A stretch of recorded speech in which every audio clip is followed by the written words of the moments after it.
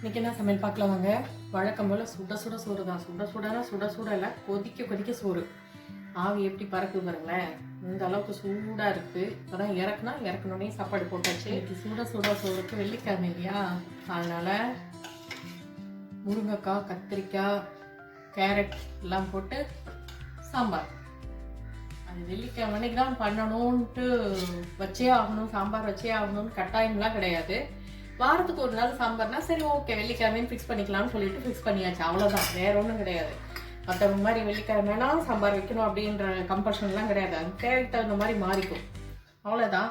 அதுக்கு தொட்டுக்க வெண்டைக்காய் ஃப்ரை, கூடவே பீக்கங்காய், வெங்காயம், தக்காளி எல்லாம் போட்டு தொக்கு மாதிரி பொரியல், அவ்வளோதான். இது கூட பார்த்தீங்கன்னா இன்னைக்கு பருப்பு போட்டதுனால பருப்பு ரசமும் இருக்குது. சூப்பராக இருக்கும் பருப்பு ரசம், அவ்வளோதான். கூட தயிரும் இருக்குது.